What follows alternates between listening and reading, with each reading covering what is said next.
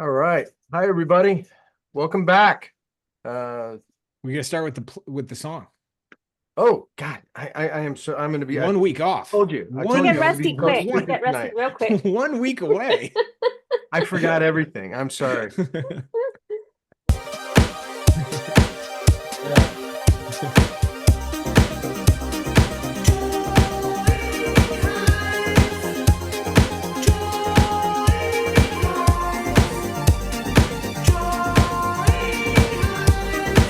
Welcome to Drawing Hive.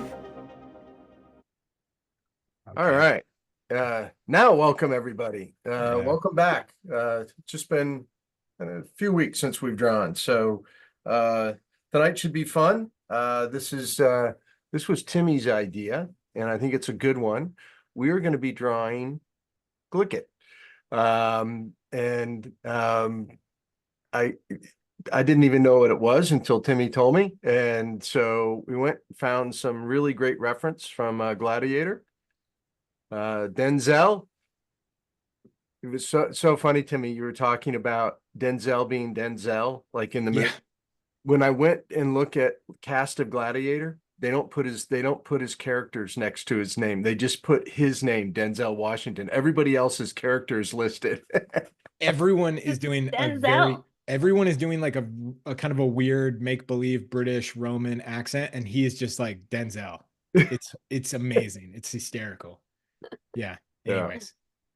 Paul Mescal. This photo reminds me, when I saw this, I just thought there's a contemporary artist, really great illustrator, super successful fantasy illustrator named Donato Giancola.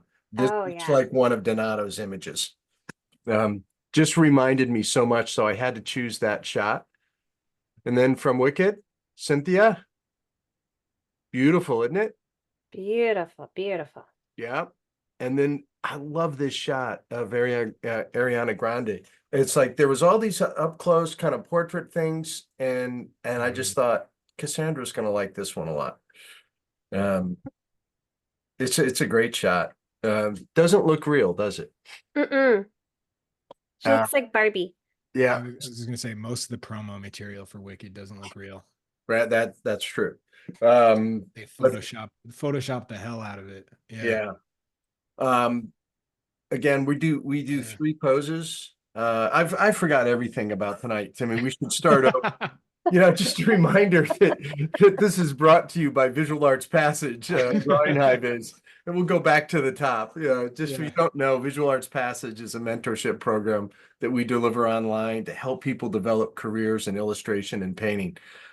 It's been very, very useful for a lot of professionals, people that we've helped become professionals, and something I'm really proud of. So in drawing tonight, we're going to do three poses, two 20-minute poses, and then a 40-minute pose. I may not make it, as you can tell by how stupid I am tonight. I am really sick. Oh no. May not make it that long, but I have a good educational one tonight, that we'll do after we get started drawing. Hopefully, it won't be too long, or I may not make that either. So John, you should do like 80% and then I'll finish your drawings for you. there you go. Oh, that'll be amazing. I can't wait to see how, leave the hands for Timmy. I feel like that Yeah, would go just over I really just well. started drawing. I did not start drawing, Cassandra, until you came into the room. yeah. Leave the hands for me. That you might as well do AI then. And They're gonna look the bad. hand is going to be the hand is a Little baby hands would come in. Yeah. total disaster. So anyway, Well, everybody, one thing I'll say, should we play the song again? No. One thing I was gonna say is please post your work throughout the night. We're gonna check it out at the end of the night on Instagram. So post it to Instagram, use hashtag Drawing Hive, hashtag Drawing Hive 229. That's for episode 229, and add Visual Arts Passage. It's best part of the night. The reference is gonna be fun, so please post it because I want to see what the outcome is. It's been a whole week. Mhm. I hope everybody that celebrated Thanksgiving in the States had a good one. That's why we're all so tired. We're getting back in the swing of things We're still still. coming down off a turkey. A full 7 days later, still recovering. But yeah, it's good to be back. Did you guys despite like all the holiday hoopla, have some solid time to be in the studio? Yeah, well, this week I'm back for sure. Yeah.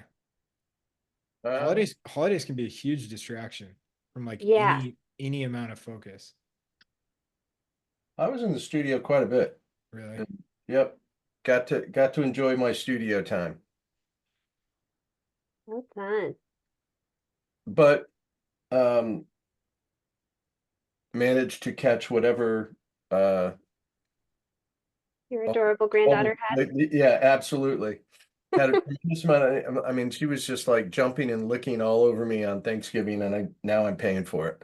Yep, that sounds about right. Wouldn't Well, trade it, though.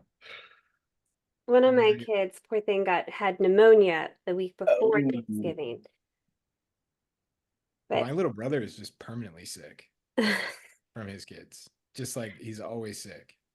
oh yeah, I'm just hoping it really is true that it means that they'll have a great immune system later. Like I don't know if that's My what they brother's tell us. he's already in his 30s. He's Well, like you get he's a break. toast. Is this the Yeah. one with kids though? Yeah. Well then, yeah, you cannot fight off getting sneezed in your eyeballs. Like there's just no Yeah. way to fight that. Yeah.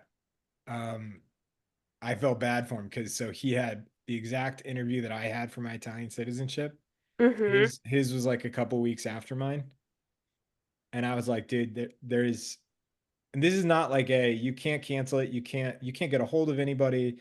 It took us like a full year just to book it, and we booked it 2 years ahead. And I was Wow. like, dude, you cannot miss your interview. You have to be able, and he got horribly sick. Ugh. And I was just like, dude, you're just gonna have to white knuckle it. Like I was just like, it was brutal. I felt bad for him. Like he had to fly out, like he had to Oh, the pressure on bad sinuses, that's no fun. yeah, he had to fly to an interview, and it was gnarly, but he muscled through it. So, which I'm sure any freelancer can probably relate to that. Just just white knuckling it. Pretty Oh, we much, got pretty Raymond much Bonilla where I am here. right now. Ray, Hey, you're back. Ray. Hey everyone. Amen. How's it going, John? How you feeling? You're here to save me again, man. Oh no. You saved me last night. I was dying. Yeah, John was slowly but surely fading into another dimension. Oh, were you like doing study hall with like tissues up your nose? Because that would be fun. No, it was about that bad. You didn't have like Yeah. the I cones was burning doing it out with of your severe ear. brain fog. Yeah. John left the room to go grab something and then came back with like a sandwich. He was like, what were we talking about? what, Oh, were we talking about? I left my computer on. What's the score? Yeah, what's the score? What Switch happened to to the comfy game? pants. Yeah. For anyone wondering, John and Ray were running study hall last night, which study halls are like our group critique for students at Visual Arts Passage. So much fun. It is fun. It's great, Ray. Ray brings a part of education that I can't deliver. He just delivers so much information about current and past, the history of art. And I just don't have that in-depth information that he has, and he just makes it very enjoyable for everyone, myself included. Well, I'm just gonna go out and say that I like Head Cold John. I think it's a great addition to the show. Your ego's And, in a great place right now. Yeah, yeah. Head cold John. He's great because I think you did most of the talking last night, John. I had no idea what I was saying, but I talked a lot. Yeah. I was like, man, he's nailing this. Funny. Oh, Just like always fun. black out while you route it off. Brilliant, brilliant advice. You know, when Yeah, it was, that was a truly honest experience when I opened up that drawer. I had to go back and look in there today. I opened a drawer up. I was looking for something to show everybody. I opened a drawer up and I ran across a Chris Payne demo, a whole bunch of like sketches from my father, and then like a drawing I did when I was like 24 years old. Oh my gosh. Yeah. What a gem of a drawer. I hadn't seen any of it in years. It was a real kick. That's amazing. You just like stumbled across that while It it's was like a happening. time capsule you Yeah, I didn't was gonna realize you say. kept. Absolutely. Yeah. It was very cool. I like that kind of clutter. Mm-hmm. yeah. I mean, I- we were talking about uh with drawing things like taking a simple like a something ordinary and trying to make it look interesting. But you left, and I was like, oh, I didn't know where he was going. Did you? Because I thought you were going to go grab a book, and you ended up grabbing that portfolio. That was wild. Were you looking for that? Yeah, I was Just oh, looking for, I was talking about those drawings I did that ran in, it was so wild. I had no idea that it was going to end up this way. I did these drawings for a, financial company called Hive and Hemar. It was all educational stuff. And they took out a full page ad in Time magazine for a year, every issue. And they ran like a full page drawing of mine in Time magazine for like a year. That's awesome. It was great. to fly in the Well, suit. sometimes it was great because sometimes the drawings weren't that great, but I did a couple good ones, and I was looking for one of those, which I did not find. Actually, I'll be honest, I did find one. I didn't want to share it after I saw it. I have pieces like that. I was like, I'm not going to share that one. But I was talking about wasn't the conversation trying to make your drawings interesting, trying to bring something to it, leaving things undone, bringing different textures, having some, sense of design to what you're trying to explain visually. right. And I did find a couple of pieces that worked, but it wasn't easy. No, it was great. I was like, wow. And you got to see like an old ad from was that from American Showcase? Yeah, you're right. It was American Showcase. Well, either Workbook or American Show, I can't remember. One of those.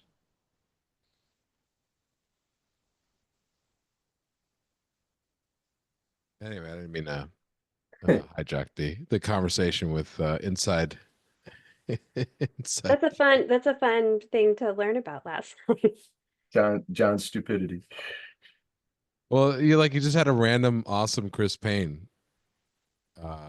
demo, like it was a painting, and Cassandra was like, "Wait, is that Chris Payne? Like an old timey Oh my God. baseball? Like, oh my God, that's definitely Chris." We always wonder. That doesn't happen for like everybody else. We always wonder how these amazing paintings, like end up at a garage sale and like That's you know that what I is mean? exactly Like- what I said to That that just night. donates Exactly the- what Ray said. The drawers not having looked in it, and in there Yeah. are original Mark Englishes, John English, Yeah. and Chris Payne. Because inevitably, what happens? This is how it This is probably how it could happen. Is a house gets sold, and you have and this actually happened to my brother-in-law. They bought a house, and there was an attic, and then there was a little crawl space in the attic, and they had stored a bunch of posters, like printed posters from like the 1960s, 70s, and they were like all original prints from the Olympics. Oh wow. What? Yeah. And I mean, not like crazy value, but like, like $700 a That's a print. collector's item for sure. Yeah, Each yeah, and for every one of sure. them. And you're just like, oh, that's how it happens. It's not that a person was like, oh, this is trash, I'm throwing it away, but it's just like you forget it was in that drawer. Mhm. Yes. Yeah. Yeah. It's someone who has moved.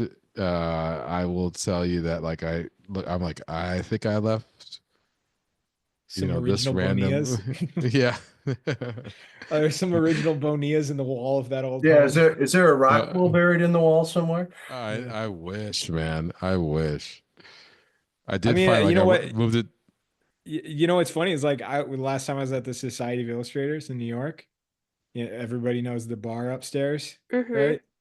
The bartender was there, and I got a drink, and I was like, it's pretty cool. You work at probably the most expensive bar in New York. And she was like, "What are you talking about?" And I was like, "Well, the painting behind you." And she's like, "What is it?" Oh my God. No. Yeah. What? Yeah. And I was like, "Oh, well, it's a very important painting." No, and you're just like, "Oh, this is how it happens." Well, This is how it I, happens. Yeah. I would imagine the St. Regis is pretty close, not far behind it. With I mean, I I don't mean, know. I was just saying it for conversation. I didn't know, I yeah. guarantee you there's a bar worth 10 times that in New York, but it's just fun. It's a fun thing to say. And probably you're probably pretty accurate. You're yeah. probably on the money on that because even the So it's an original for anybody wondering the painting behind the bar is an original Norman Rockwell. It's a very large Norman Rockwell. Yeah, Mhm. Um, it's worth more than the building is. yeah, yeah, what do you think it's worth? Like that's true. what do you think it is worth? I think it was like in the teens, uh, Okay. million wise, Yeah. which I don't know, the building may be close to that too now. I was just gonna say the building is probably At one point it was worth more than the building. yeah, maybe like in the 80s. Yeah. Well, I was no, gonna not go into really. I was Because, actually gonna say, John, there are studio apartments in New York worth more than that. yeah, but what seriously, Timmy, is Yeah. that the Rockwell's Yeah. pieces didn't start exploding until the 80s, Yeah, price there you wise. go. So Ah. That makes sense. That's pretty wild. They're sitting on that. You ever it's pretty amazing. It's like somebody sitting on their Bitcoin right now. Right. You're like, I don't know, maybe we should cash in. You're like, no, they're holding. Yeah. They've been holding. I mean, Yeah. it's a testament to that. So Ray, how are the holidays? We were just talking, did you get some studio time and get some work I done, or was it all I family? no I traveled to see my family, so I didn't get any studio time, but it was great. It was great. Everything was great. Um Nice and relaxing, and yeah. The only thing I didn't do is I usually go on an art outing, go to some museums and stuff like that. So I didn't get to do that, but Is that in there's New always York time. proper when you try to do that, or is your family's in the city, right? Yeah. Nice. Yeah. Mm-hmm. Mm-hmm. Yeah. So it's you always try and sneak into the Met when you Yeah. get a chance, and it's like didn't get a chance to do it this time, but it's not a big deal. Um You sound like you're totally over it. no, I'm just like I'm thinking to myself like, how did I not get to the Met? Yeah. It's like I don't. It was such a fast trip. It was only like a few days. How quickly does the Met really change face, I guess? Is Like it their exhibitions yeah. and things like that. Oh, they have like Not even I exhibitions. mean are there like yeah, because not even the exhibitions, but I mean just like the general like I don't know. Like I go to the Nelson in Kansas City and there's rooms that are identical to when I was a child. Yeah, but pretty much, ever since they redid the American Wing, that's Yeah. where I go into mostly. I mean, like I do the European stuff, the Impressionism and 19th century, but I really love seeing the storage on display, Yeah. and the American Wing. They really they rotate paintings here and there for sure. But it's pretty much the same, which is nice because then I get to see this. Yeah. I like seeing the same pieces over and over again because it's not, Like you always visiting see an them old differently. friend. Yeah, exactly. I Yeah. totally share that sentiment, especially with the at the Nelson. There are some rooms that are not, I don't know, what would you say, just like more historical pieces, Mm-hmm. right? That are very Old. like yeah, old stuff. No, but there are just rooms where you're like, oh, this room hasn't changed at all. And I was actually there not long ago, and there's an Egyptian um section, and we've got a mummy, and they haven't updated the yeah, I was like, we got a mummy. They haven't updated the card for the mummy, and it's really embarrassing because they did it like in 2003, and they're like, this is a digital rendering of what we believe this person looked like. Oh no. Yeah, and it still looked like, and it looks like Odd Job from Goldeneye, Yeah. Oh my the video gosh. game. No. It looks so gnarly. The It's video game. yeah. Yeah, not Odd Job from the movie, from the N64 video game Oh my gosh, I was Goldeneye. picturing Ajab from the movie. Wow. No, it looks like just an N64 video game face. It's Basically a really block bad. with a smeared face on it. I love it. Yeah, it's like, guys, this would be so easy. We could fix this. We could fix this in an afternoon. Did you hear, not to derail this thing, but on that subtype of subject of recreation, they had I think like it was a museum in England had revealed like they had unearthed, they were able to like exhume King Richard's or one of the kings. Oh, there's a great movie about that and documentary. Yes. Yeah. Now, Wait. so I don't know. I don't know anything about it. For the so longest Cassandra, time, no one yeah, knew where Richard III was buried.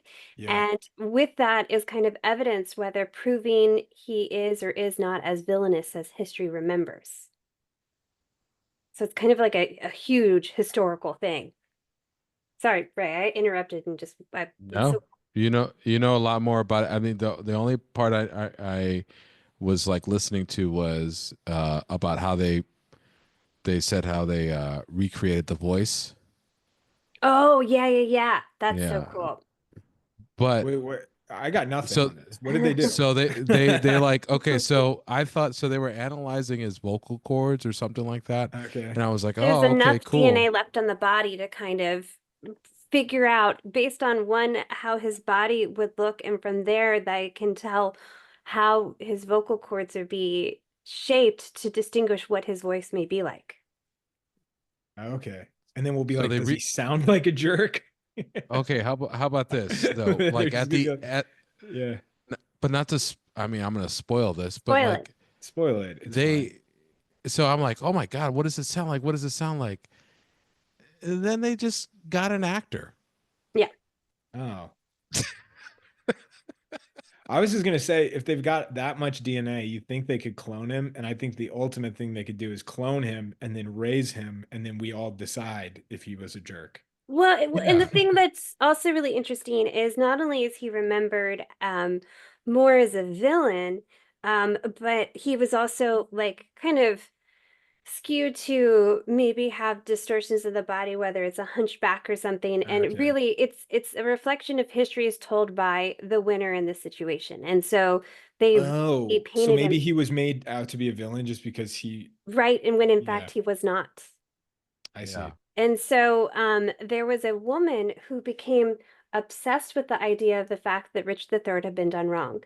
And she thought it would really kick off understanding if they could first figure out where he ended up being buried.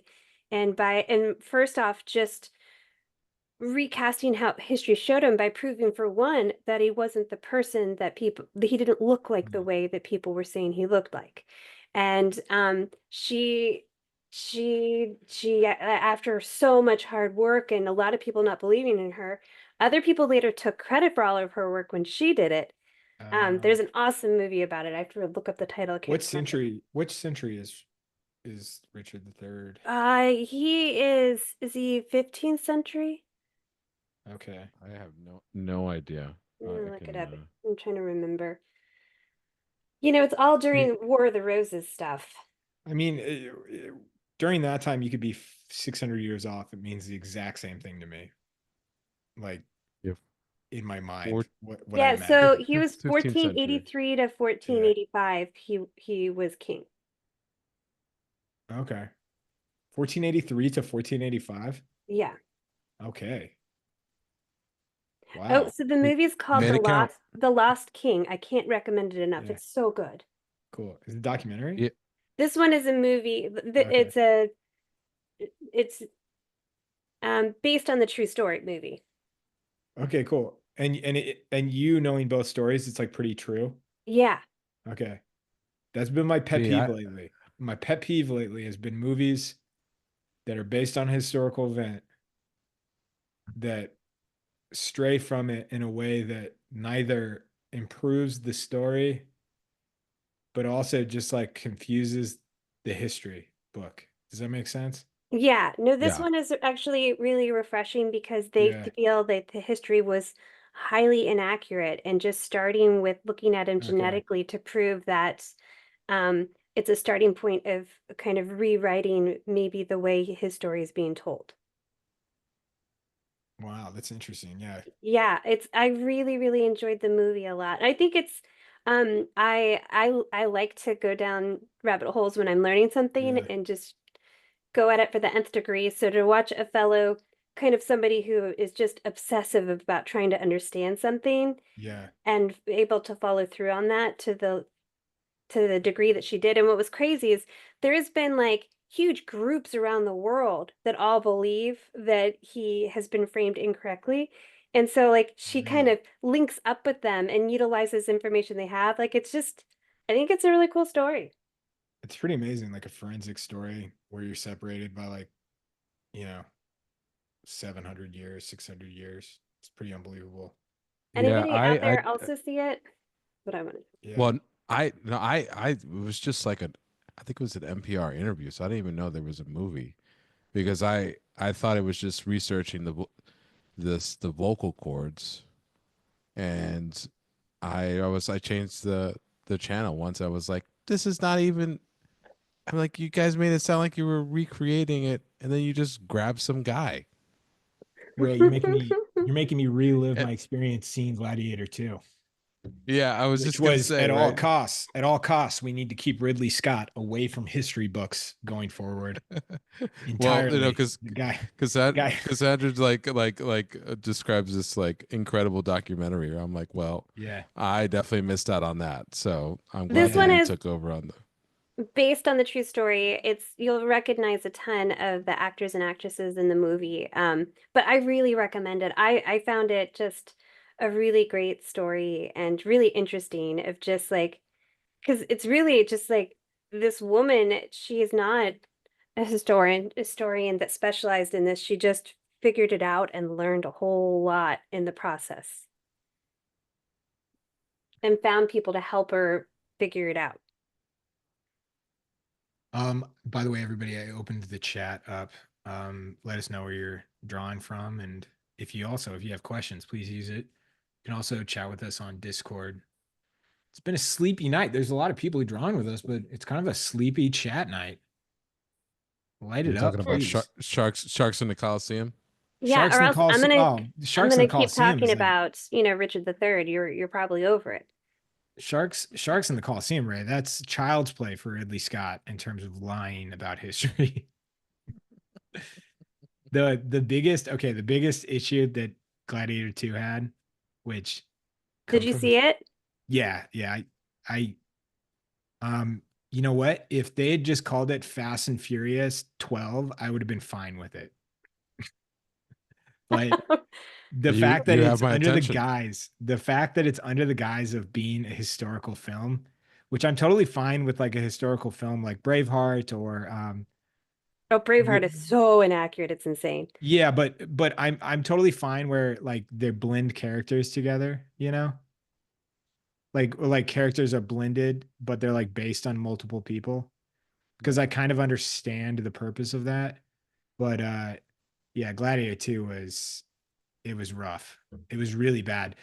It was so bad. In fact, probably the biggest mess up that they had is that there is a plot device that is a printed piece of paper, Oh, which you would think hundreds of millions of dollars being spent on a film. Somebody'd be like, "Hey, Ridley, the yeah. printing press, He's normally better about that, the printing press doesn't exist for another 1,500 years."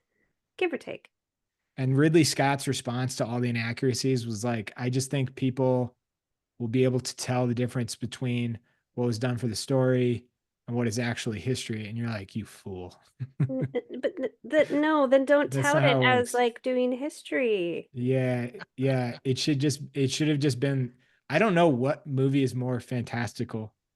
Um, Wicked or Gladiator, honestly. Yeah. I haven't seen Wicked yet, but I like it more because they are like going off the premise of this is made up. Yeah.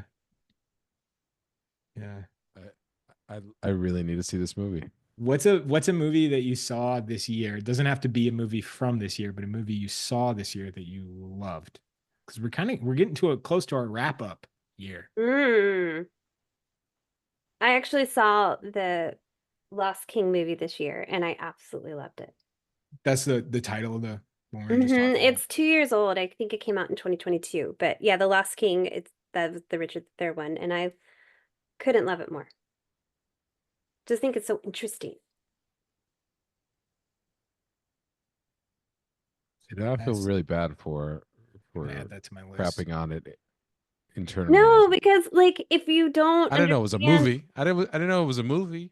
like if you didn't understand that it was such a big deal to even kind of start to understand more about him, like coming from the perspective of like what they've started to figure out, it's really exciting. But if you didn't know any of that, then yeah, it seems like you're like, okay, you feel like you're at one of those museum displays that you have trouble turning off. You accidentally hit the button, you know? John, Yeah, I know it you're was on- like it. yeah.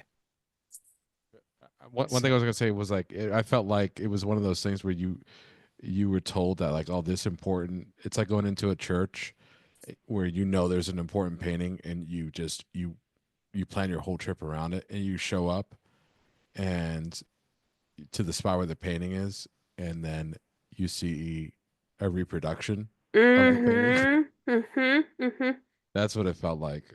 I'm like, it's not even the real thing, guys. It's print. John, I know you're on fumes. Are you ready for your show? Yeah. Okay, while you do that, I'm going to tell everybody, please start posting your work. We're moving on to the second image. It's hashtag drawing hive 229. Yeah, 229. And at Visual Arts Passage and hashtag drawing hive. Hashtag. No, hashtag drawing hive 229. Please post it now. And now we're ready for some education. Oh, well, I think we are. Hold on. a Yeah. second. Jeez. I need sound. What a nightmare. Pointing at your This is you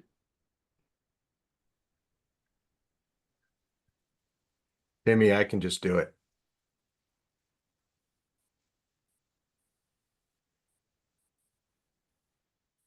all right, just do it. All right. Be Nike. Be Nike. big boom boom boom. Thank you, Ray. All right, give me a second because now I lost my end here. Hold on. I'm getting close. I'm getting close. And we had a good conversation. Kind of relates to where I'm gonna go here a little bit. I'm glad Ray is here. Cassandra, I'm sure you'll contribute. But how about this guy? Oh, I've heard of him. I've heard of him and his golden light. Yeah, it's so amazing. It's like, why haven't we done Rembrandt before? It's I like- thought you were going to do Jerome. That's why I wasn't talking about Jerome. I thought this was a Jerome night.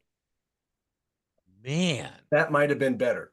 Yeah, that might have been better. But this is a pretty good one. This is a fantastic one. Sorry. As far I as feel like I artists go, didn't you get can't it. get any better. I mean, the great artist had as much impact as any artist ever has, I believe. Um, Born in 1606, he lived to be 63 years, excuse me, yeah, 63 years old, died in 1669. He is Dutch, considered one of the Dutch masters, part of the Dutch Golden Age. He was a printmaker and also a painter, a printmaker, and a draftsman. Um, and I think the world does consider him as one of the greatest artists that ever lived, and Mhm. and rightfully so. He produced.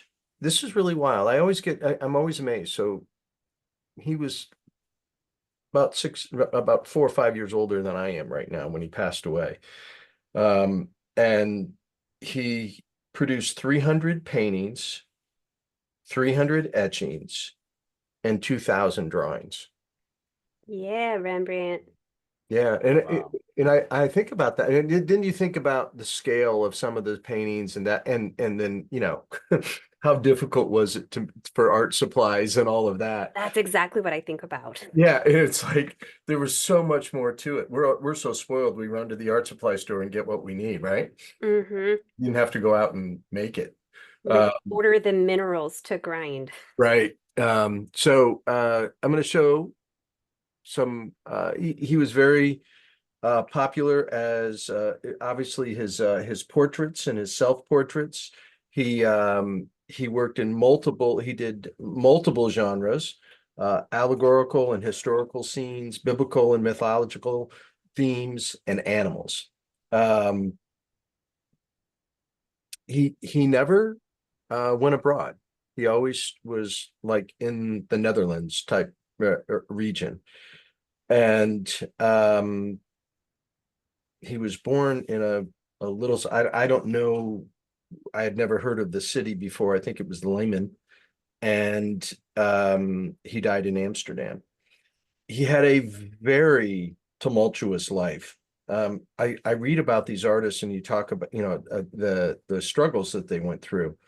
He was the youngest of 10 children. He had multiple children himself that the first few didn't make it. And then a son that died right before he did because of the plague. I mean, it's just at a very, very difficult, just I guess everybody's life was much more difficult at that time. And he had huge financial issues throughout his life. So all those things as he produced all these great paintings. How much do you know about him, Ray? Um, a decent amount, for sure. I think he's a product of a lot of skill and right time, right place, right? Because the Dutch at that point were going through a renaissance of just an influx of trade of that was coming in to the area that was just making a lot of people, a lot of traders and artisans very wealthy. And what do you do when you have wealth? Uh, you want to celebrate it through painting, and Right. he was definitely the one of the most sought after, if not the most sought after, portrait artists for sure. I think the interesting thing about Rembrandt is he did a shocking amount of like narrative pieces amongst his portraits, which is what I always knew him for his portraits, and Right. his like the stuff he did in his 20s were A lot of it, I'm going through it right now. yeah. Things that were much more biblical scenes and mythological scenes that were narrative, and a lot of his portraits came later. He And made it's he made interesting to money see from his his portraits. evolution too. Yeah, Yeah, and he, you like his his narrative stuff, like you could, I mean, we always talk about reference and stuff like that, and he, you know, those every time you see like I remember like the Salome piece he did, you know, or you have like armor and things like that. I mean, he actually he had bought all of that expensive stuff. I mean, the man was spending it as, you know, probably Fast as faster he than he made could it. make it. Yeah.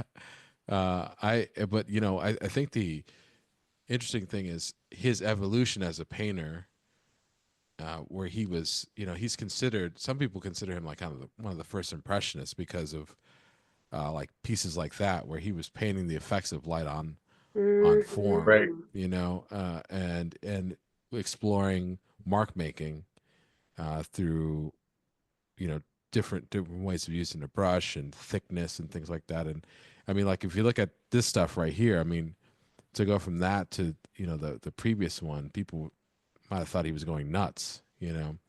Yeah, he Um, really explored a lot of that in his, and I think that's the reason he did all the self-portraits. I mean, you know, right. he did 40 plus self-portraits that some of them were really experimental. Um, and at least that's how I, you know, what I take away from it. I could be totally wrong, but I think, but I think I I don't mean to interrupt you, but I think that is right there. I think painters understand. It's like when musicians read sheet music from you know, or composers read sheet music from another composer who died like centuries ago, but understand what they were going through, like in terms of like how they might have, what their idea behind it was. Like you could read into it. I think the same thing with painters. It's the same thing. It's so I buy that for sure in terms of experimentation. This one I would have loved to have seen full size, like when the original thing. It was the basically the history of um the Dutch people, right? If I'm correct, it was like I this don't know. huge mural that he had put together, that he was commissioned to do, and it was this gigantic painting. It was way bigger than the Night Watch, and he Which is saying presented a it. It was, lot. yeah, yeah, and it he basically was supposed to go inside one of the buildings, one of the governmental buildings, and he presented this thing, and they rejected it. And this was like, and to recoup the costs, he cut up the painting and sold it in Oh parts. yeah. Um, Yeah. that's interesting because this was later on in his career. Yeah. So it's the end. This is Yeah. when he was broke, and Yeah. it devastated him when when that commission was rejected, and he did cut it up and sell it in multiple pieces, which is exactly what you would do, right?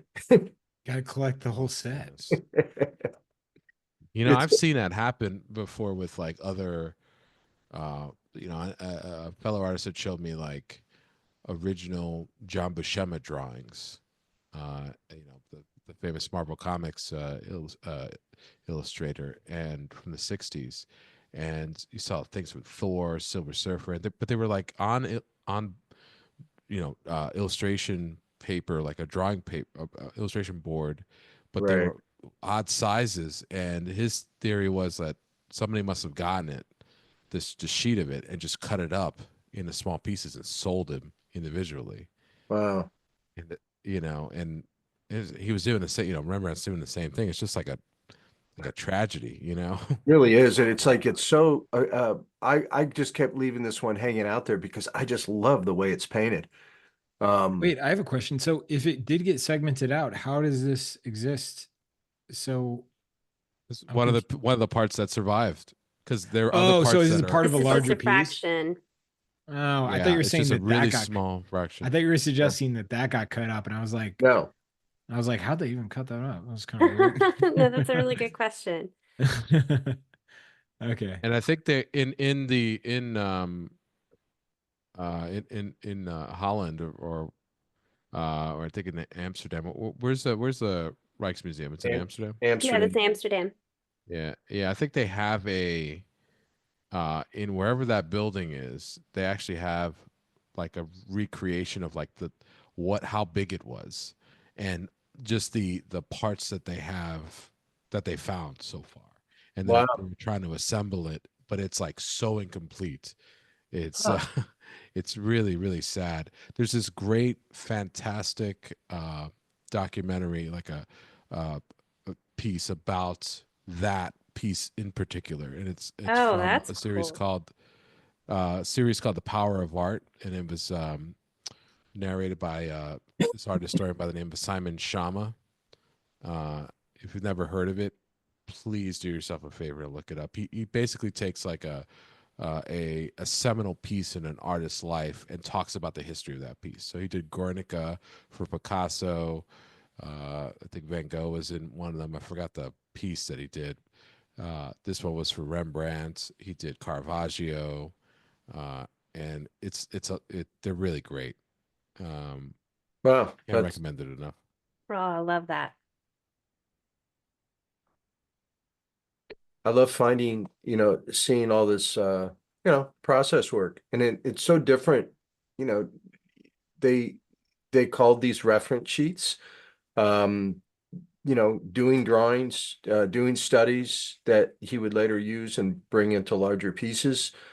Um, it's like just not that much different than we do now, except we have a lot more technology to make it easier.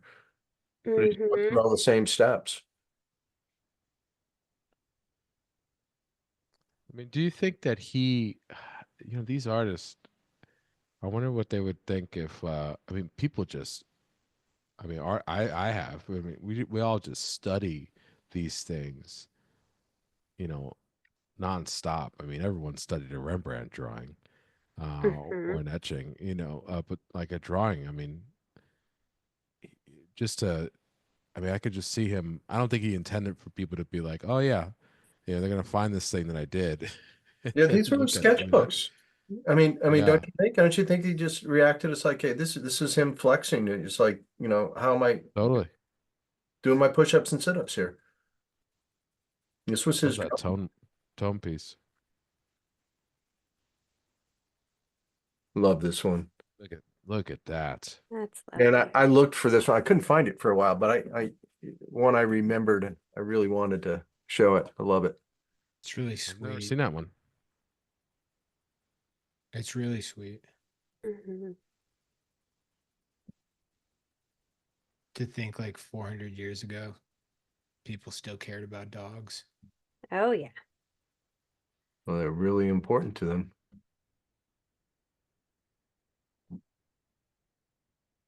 I really got a kick out of seeing all these things.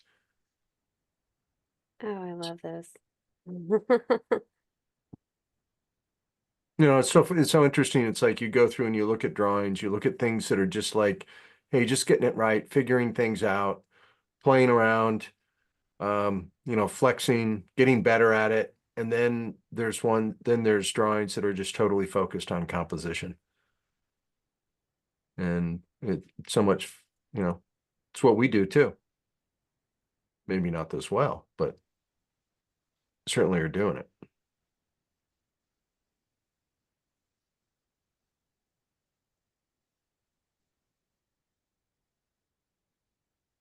Wow. Crazy thing about his paintings is just how uh photographs just never do it justice. I mean, these things are like three-dimensional. Yeah. If you're in the New York City area, I definitely recommend going to the Met and the Frick collection. Frick has a lot of them. Oh yeah, A lot of self-portraits at the Frick. Oh, wow. Look at the positive and negative space and the balance of that. Like the Yeah. shape of the crowd versus the background. Like that is very intentionally and thoughtfully done. This should be in the thumbnails example of like good three-tone drawing.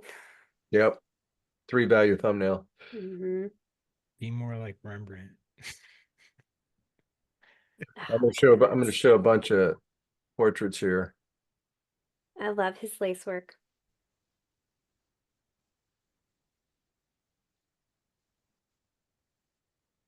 Yeah, me Look too, at that Cassandra. helmet. They're like it's like three-dimensional when you see them because he just lays down The, like, Right. so much the paint. metallic gold of that helmet is How wild. much of an influence Yeah. do you think is Rembrandt for John Singer Sargent? Because like I think about the way like that helmet is rendered reminds me of the way that, Sargent later would render fabric and lace and things like that. Yeah, yeah. I mean, I would think that in him and Franz Hals. Hmm. I mean, there's no, it's like one of those things people say that Sargent was. It was like Velasquez and Franz Hals were his only real, or his two major influences. But like, no artist is just influenced by Can't be. two other artists. No, You because can't. No. all the other artists are influenced by other people too. So it's like, Exactly. So he would have seen Rembrandt, yeah, uh, or they would have been talking about it. There, I don't see why not. Look at that one, huh? Oh, I love that one. That I've softness seen that that he one. That uses. thing is nut. Yeah.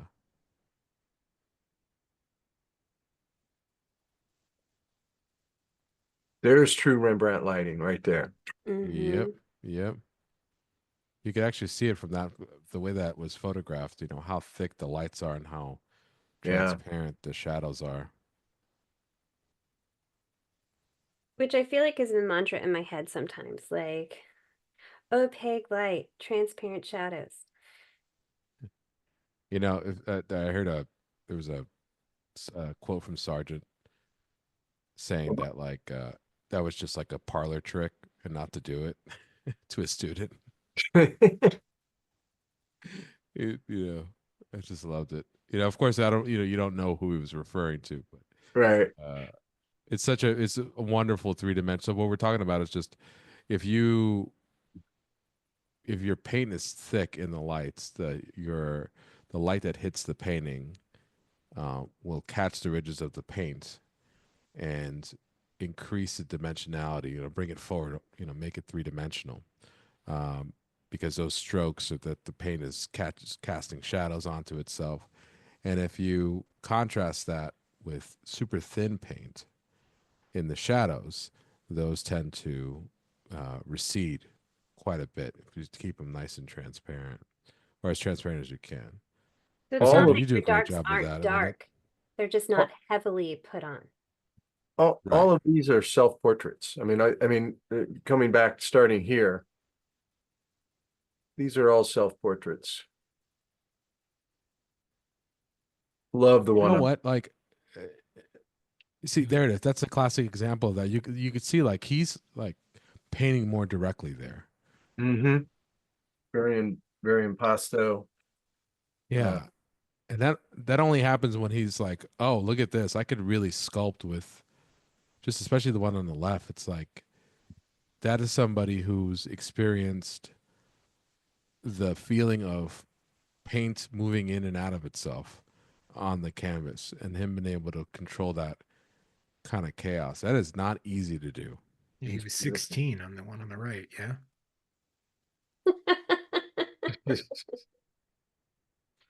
Timmy, there's one that he did. I don't know how old he was there. Uh, he was. I think that's one of his like when he had some money. Um, but he did a piece when he was maybe 17, 18. Yeah. It's in the Legion of Honor in San Francisco. And this thing, it's a portrait. It's like Really mind stunts. blowing. Yeah. Yeah, it's like what? This is Rembrandt? Is that the one where he's laughing? Or has it? No, it's not a self portrait. It's like, oh, Oh, well, he is smiling. The guy's smiling. Let me see.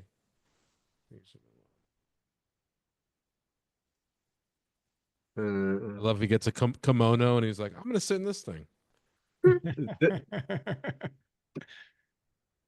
he did this one when he was like 62 or 63, and this is the last one that he ever did. Wow, Which would just look at be that. ancient for that era.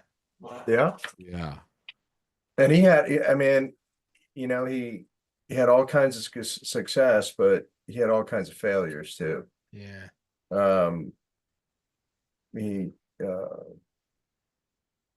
lost his home and went into bankruptcy, had all kinds of terrible things, his daughter was supporting him when he was in the last years of his life. Wow. If you could have Really? sold one painting at today's prices.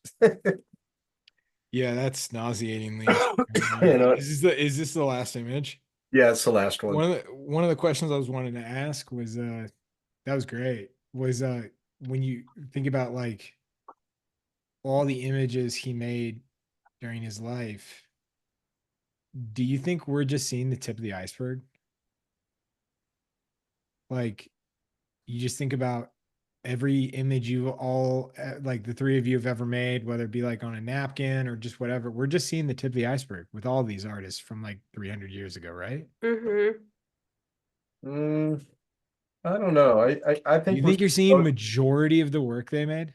yeah, I think we are. For You some, th- maybe. For others, maybe not.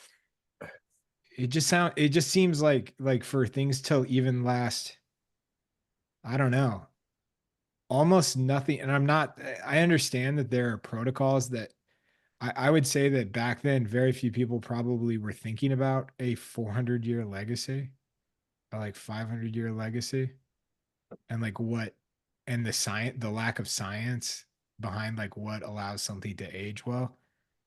But just having done like a genealogy project with my family, I'm like, nothing lasts like 100 years. Like, Right. you're just like the amount of just like destruction that occurs in 100 years is crazy. Like from something that just like sits in a flat file. I Yeah. don't know. Well, I'm sure. I guess it's one of those things you'll never know. Like, you don't know what's gone, right? Well, there's people that have devoted their life to finding all of these things and Yeah. to researching it. Somebody is certainly somebody as notable as him. So I would think that they found most of them. Huh. I think it's interesting how that when things are curated, it's usually again, I don't know when it goes this far back, but I assume it's the museums that are doing, all the protecting at this point.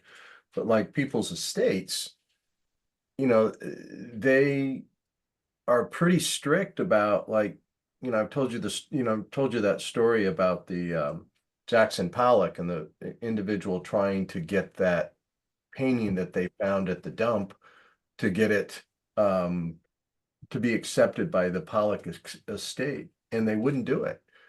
And so they dig into these things, and you just don't know how good of a job they've done with it. So I guess that Also, I can see some of that just being like market cap, like kind of just bull, where you're just Yeah. like, they're just trying to Well, control the market cap of the art. with Pollock, they were actually recently, I think it was back in 2015, 2012 or 2015, they actually were able to scan his paintings and actually be able to find a pattern with the way that his strokes went. And so they then could match that to future ones. So they could prove like the one found was real because he was matching kind of like a mathematical algorithm that he was creating that is found in nature that we thought was just kind of absently drunkenly done actually Yeah. was oh no, very complicated. I never thought that. I always Well, thought it. no, I know you don't know that. I think there is a stereotype of assuming the way that he painted. And so now they've been able to prove, like he always said, his paintings were of nature and they actually match an algorithm found in Huh. nature. Wow. And so it's something they can use now to prove whether or not the painting at the dump is his or not. That's what I was meaning to get to. Huh. Well, the painting from the dump was really interesting, is because it had For anybody wondering though, by the way, the painting from the dump we're referring to is a Pollock painting. The back of it was used as a sign on like where trucks needed to go to drop stuff off at a dump. So a Pollock painting ended up at a dump. yeah. Okay. And they think he obviously, because he took, there was a lot of his possessions there. He threw it out. He didn't want it. Right. And the dump picked it up and you thought, well, this would make a good sign. and it said dump 1 mile on the back, Yeah. with an arrow on it and 2 nail holes in it. And then somebody bought it. Somebody found it. I don't know how, if they bought it at somebody picked it up and put it in a garage sale or something, and then this woman ended up with it and finally got it confirmed that it was an original pallet. But the estate really didn't want to do it. They Mm-mm. fought her tooth and nail over it. Yeah. I can see. I mean, it's just wanting to control the market more. Everybody, we're moving on to the next image. Oh, So it's what? Go ahead. Okay, so we're moving on to the next image. It's hashtag drawing hive 229, hashtag drawing hive and add visual arts passage. Please post it. We're going to check it out in less than an hour. So please post it. I want to see all this work. See some good Denzo. See some good Wicked. Cassandra, somebody asked, what kind of green are you working with tonight?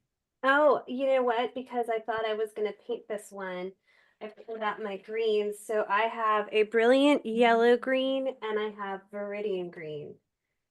I thought that was a good question because I actually read pretty extensively about the production that went into testing all of the makeup for Wicked and trying to land on the proper green for Yeah. that story. And then I kind of went down a rabbit hole on it, and it was really interesting, not realizing that the original story of the Wizard of Oz, the Wicked Witch, is not green. Did you know that? Right. Yep. I The did. original story of the witch is what? Not green. It's not mentioned. I actually just read, my husband and I just Uh-huh. read Wizard of Oz to my daughters. Emerald City. Well, it's not mentioned like all other stories where people are not mentioned. Right. As Well, being and Emerald purple or, City isn't emerald Yeah. either. Yeah. They're Okay. only wearing glasses, thinking But that it's green. it's just interesting that like I think it's cool that like a story can grow and like so many people can contribute it to it, that It became iconic. it became so iconic that if they were to do a version, any version of it, where the Wicked Witch is not green, there would be a riot. Hmm. Right. It Despite the came fact from that the green came original from source. old special effects, right? Well, it's a great example of of just like mimicry when you're like doing like interpretations of work is like not the right path. Well, and you also think Right. about like the making of the original Wizard of Oz. It's all about celebrating color for the first time in cinema. She's, Yeah. Dorothy's wearing ruby red shoes. She doesn't wear ruby red shoes in the books, but having the ruby red shoes against a green witch really pops. Yeah. It does. Yeah, totally. That's actually I didn't go deep enough down the rabbit hole to really drop any super interesting facts, but then I got sidetracked by Cassandra, what you were saying, which is everybody moving to color. And it was every nation's like major broadcast company and how they introduce color to TV. Hmm. And it's an awesome, if anybody wants to watch a highlight reel on YouTube, just Google like color by country, like color TVs. Like I'm trying to think of the right keyword, but anyway, you search long enough, you'll earn it. And it's just every country, and Australia goes all out. They did it so fun. Oh, I gotta. They made it like fun. Everybody else was just like 1, 2, 3, and then it just went color. And Australia made it like a game and like a show about it. Like they had it was fun. They like incorporated it into a TV show. So yeah, it's very fun, very interesting. I do like the idea of like interpretations not sticking to the source material like religiously, because I think that that's the game. And I did not know that about the Wizard of Oz. Yeah, yeah. So it was just really interesting, like the choices that were made that made it pop. Like it is so much prettier to see because of it. Yeah. But yeah, her shoes are silver in the book. Really? Mm-hmm. Jimmy, I imagine Cassandra could tell you a lot about the Wizard of Oz. Oh, I bet. I'm fully caught up, honestly, right Yeah. now. We read the book, we watched the original. We haven't seen Wicked the movie yet, but I've heard amazing things. The Wicked the musical is one of my favorite things I've ever So seen. like I did not like Was it Gregory? What is the author of Wicked? Oh, I don't know. I've read several of his books, and they often made me mad. I Really? don't like the decisions he made with characters. Huh. So I didn't read Wicked because I was like, "Ugh, I just don't want to like, I don't want to do that." But I've heard like the musical is so much is so good, and I heard the movie's so good. I feel like I have to let it go and watch them, and I just won't read that book, and I'll probably enjoy the movie. I saw the play. I saw the musical when I was like 17, and I got it like I was 17 or 18. I was in college, and I got like a $5 ticket to it. Oh wow, Yeah, yeah, it was one of those that's things where awesome. you had to wait. There was a girl that I really liked, and she really wanted to see Wicked, and she was like, "We're gonna wait in this line. It's a Timmy's $5 got ticket line." game. What's that? Little Timmy's got game. I was trying. I was, and she was like, "We're gonna get tickets to go see Wicked." I was like, "Okay, I'll do it." And then she was like, "Okay, meet me at this is where the line's gonna happen. We got to be there at like 4:30 a.m." Oh my gosh. And you're like, "Yeah, of course I'll be there." It was horrible. But an amazing musical. Yeah, it was worth it. It was probably the cheapest Broadway ticket you could ever get. Oh, that's so fun. Um, Fun. I'll trade Gladiator facts for Wicked facts. A fun Gladiator fact that I think nobody talks about enough is that my brother mentioned this to me. He goes, "You know what's funny? How tall Romans actually were. And when you go see Gladiator, the movie, or Gladiator 2, they're all these like hulking men that are like they appear to be like between 6'2" and 6'5". But to imagine the Gladiator games and that the average height of most of the men participating was like 5'1" is hilarious. Oh, well, I guess, I mean, what's the average height of women too? I mean, in general, is all height significantly I just smaller? think it's funny. I just think it's funny. There I is like that fact. just a bunch of short kings in the arena. Just a bunch of and it also heightens the game a little bit because my brother was like, it doesn't lessen it that much because there were lions Yeah. and lions weren't. I don't think lions were tinier. You know what I mean? Were hmm lions Off with 10% his head. smaller? Was that right? Off with his head. Like a little Little five four foot foot. one ruler. Yeah. Yeah. It's amazing. But I can't guess between like 6 and 10 feet, but like a guy like 50 yards away, I can be like, yeah, he's like 5'8". It's strange. That's your like I don't know. your I don't know special why trick. we were able to do that. It's a There's strange nuance in the ability like to judge as a human is like I cannot estimate height I mean I cannot estimate distance well or size or things like that, but like I can tell you if a guy's over 6 feet tall. So like we know what booth you would man at a carnival. Like you would just yell out, "Sir, you were 6'2" from a Yeah. distance." I think I would be pretty good at that. with a The professional there's a headbutt, there's a good joke in there that makes somewhere sense. about, it's diet and nutrition, and yeah, the general Romans. health of why we've gotten bigger. Well, the lions Yeah. were obviously bigger then because they had such great diet. Um, Yeah. I could see that. Somebody posted a fun fact. Did you see that in the comment? Ellen I'm wrote, looking "Fun now. gladiator fact is that the historical consultant who was originally working on the first film once saw how inaccurate they were that they begged to not be credited. They didn't want that on them." Um, I thought the first Gladiator felt like a historical film where you're like, okay, it's not 100% accurate, but I can leave and pretend I learned something. Historical dramatization. Yeah, Dramatization. political dramatization is fine. I The think that's so funny though. They're just like, "Yeah, so I got paid, but don't put my name on that."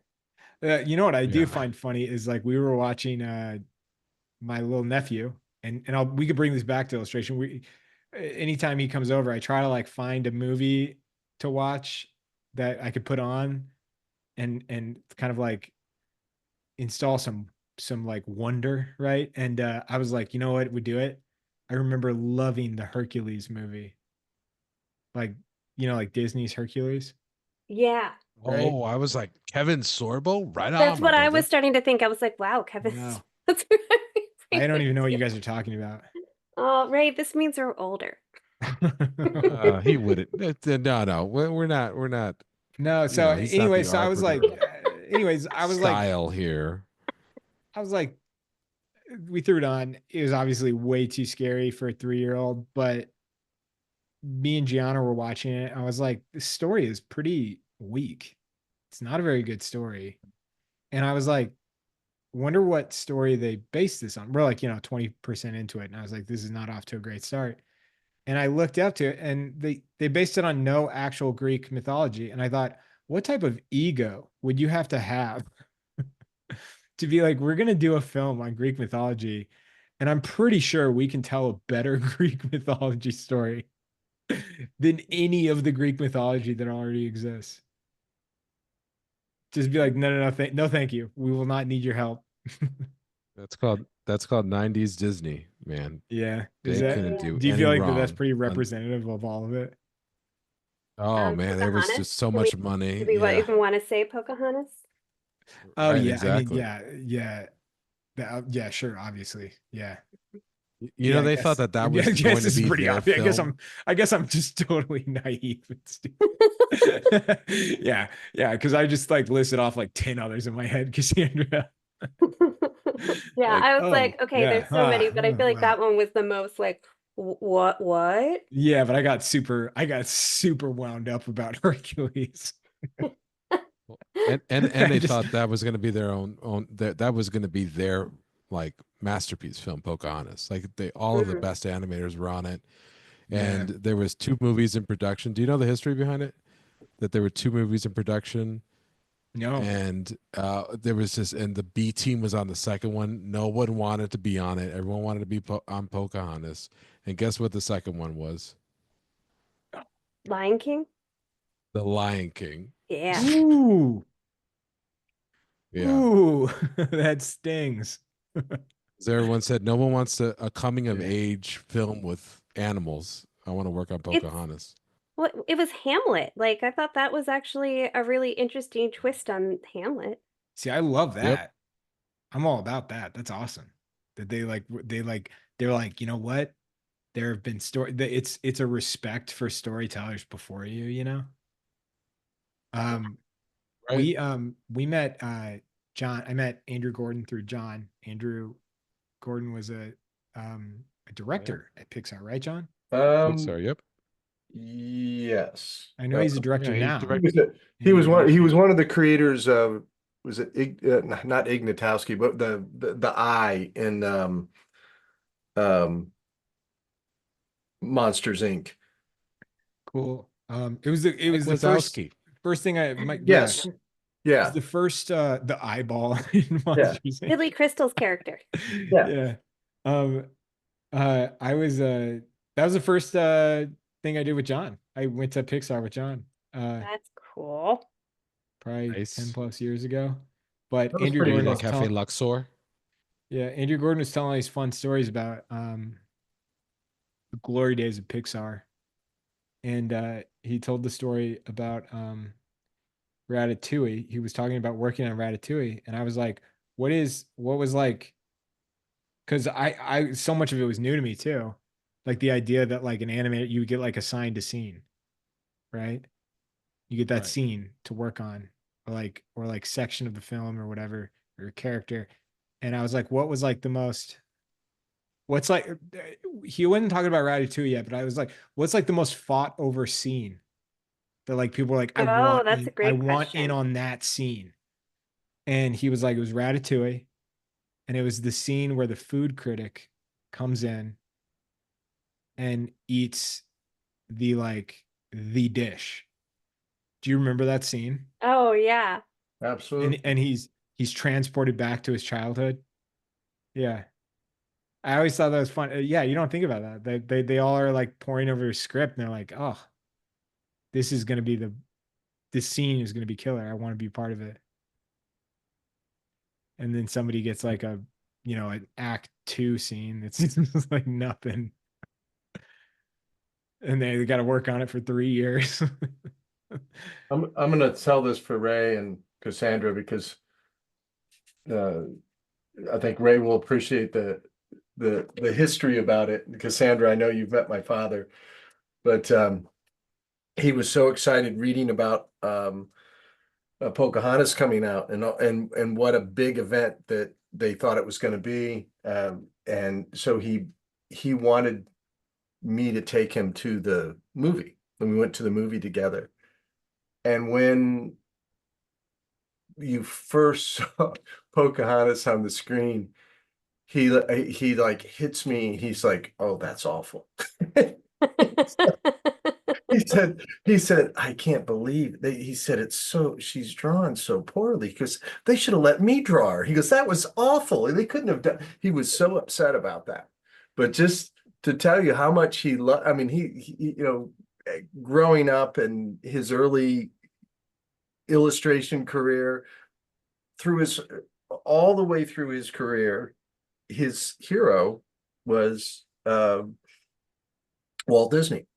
He loved Walt Disney, and he was a huge Mickey Mouse fan.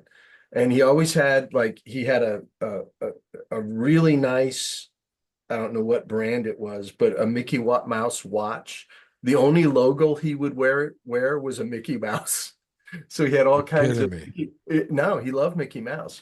And he, all the way back, he could tell you the history of, Steamboat Willie and the whole thing. He was so into Walt Disney, the world of Walt Disney and the animation thing. And he said, I don't think I'm ever going to go see another animated movie again. Oh my God. I convinced him to go see The Incredibles.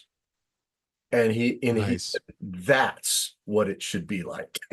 He said, no, Yeah, that yeah. is really, really well. That he absolutely adored that movie. But boy, he did not Brad- like Pocahontas. Well, he would know about Steamboat Willie because it premiered on his. He shares a birthday with its premiere. Oh my you know I gosh. didn't know that. How would you know that? You know what's really wild know. about The Incredibles? Ray and my dad have the same birthday. Oh, I didn't realize really? that. Yeah. The Incredibles, the opening scene, and I'm not even gonna. This is how bad it is. The Incredibles touches on subjects in the opening of it that we can't even talk about on it. Isn't that wild? Yep. That it is inappropriate for adult, yeah. It's wild how that feels like it came out not even that long ago. Right. That's how quickly time happens. Where you're just like, oh, people at Pixar were just like, I don't know, we got to make it fun for the adults too. Yeah, that But was yeah. basically a new team that came in. That was Brad Really? Bird who did the Iron Yep. Giant. Do you know what I'm talking and about? he was- It's Yeah, like I know exactly what you're untenable talking about. now. Yeah, you would just never Yeah. do that in a children's movie. Yeah. I need to rewatch. I don't know what you're talking about. My brother said he started it for his kid and turned it off immediately. And was like, "Oh no, we cannot watch this." Yeah. Yeah. Yeah, it's why when you read about it, you're like that if you look it up, you're just like, "Oh, this is wild." That they thought this was Yeah. appropriate. Totally, This was my. I mean, totally appropriate for a 75-year-old man, though. Oh yeah, definitely. 100%. with the Yeah, Mickey John, Mouse yeah, watch. John, no damage done on Mark there. No. 74-year-old man with the Mickey Mouse watch on. Yeah. Oh, Yeah. I have a couple of his he had like 10 Mickey Mouse watches and all kinds of shirts with Mickey Mouse logos on them, and I have a whole bunch of them. But it was really funny because it's the only brand I really ever want to wear. I remember him wearing some Mickey Mouse. You stay true to it. Gotta love your I heroes. didn't know this. I That's didn't so- know this. I didn't know this. I'm a huge. I mean, I wanted to be an animator before I became a Well, yeah, it painter seems like and the an coolest illustrator. job So ever. yeah, I mean that's why I went to California to study. I mean that was going to be what I was going to do. So I am ingrained in animation history. I absolutely love it. What made you what pulled you towards that, you think? Towards animation? I think it was the idea of drawings that move, the idea of like new technologies. I mean, Toy Story changed my life. The fact that you could do that with computers, and also the fact that it really was acting, right? And the type of acting that you really didn't have you didn't grow old out of. Like you could be 70 and you can act as a 20-year-old, you know, or you could play a bird if you wanted to. Yeah. Like Alan So said it. when they fight, yeah, it's like, Do you think it was it's like from something you remembered from when you were really young? I mean, is it something, because that's how my dad explained. He goes, it was the first place that he thought that you could actually, there was an artist making that stuff. And he thought, well, that's what I want. And, he thought kind of like you did, that that's what he would do when he went to California to become an artist. He oh thought wow, I didn't know that that. was the direction. He went to art center, and he said it was like that. And obviously he didn't get to see very many comics. It was just like banned from his family as a kid. They were very strict about that. But he did get to see, Mickey Mouse was something he got to see. And it like encouraged him to pursue it. And so Well, what year what was that, John? of what? When he went to 1940s? art school? He went to art school in like 55. He got out maybe 50, 55, 6, and 7. I think that's when he was in art school at Art Center. He got there right after Peak left, and I guess Bart Forbes was like 2 classes below him. Okay.